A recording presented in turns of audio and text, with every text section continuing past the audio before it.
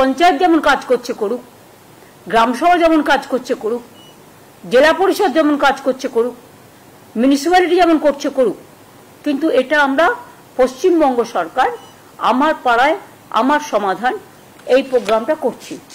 এটা শুরু হবে 4ই আগস্ট থেকে, সরি 2 আগস্ট থেকে, মানে ফ্রাইডে থেকে, স্যাটারডে থেকে হবে।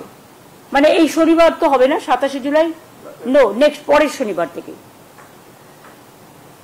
এটা হচ্ছে রাজ্য স্তরে এর জন্য একটা টাস্ক ফোর্স হবে, তার দায়িত্বে থাকবেন চিফ সেক্রেটারি নিজেই, ফাইন্যান্স সেক্রেটারি ও অন্যান্য দপ্তরের ইম্পর্টেন্ট যারা এইসব কাজ রিলেটেড তাদের নিয়ে চিফ সেক্রেটারি মাথায় থেকে একটা টাস্ক ফোর্স তৈরি করবেন যারা এটাকে মনিটরিং করবে।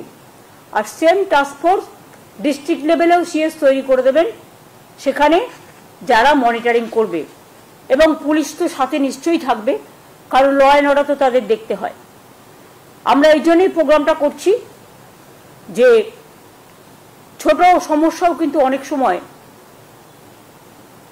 মানুষ খুশি হয়, তাদের কথা কেউ শুনছে,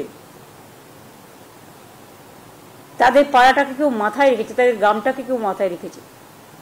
এই সুযোগে গভর্নমেন্ট একটা 80,000 বুথে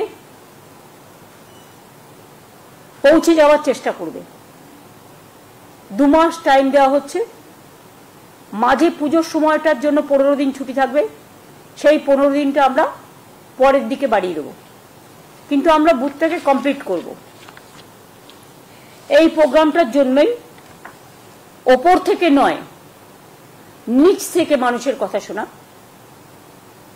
এই প্রোগ্রামটার আসল উদ্দেশ্য।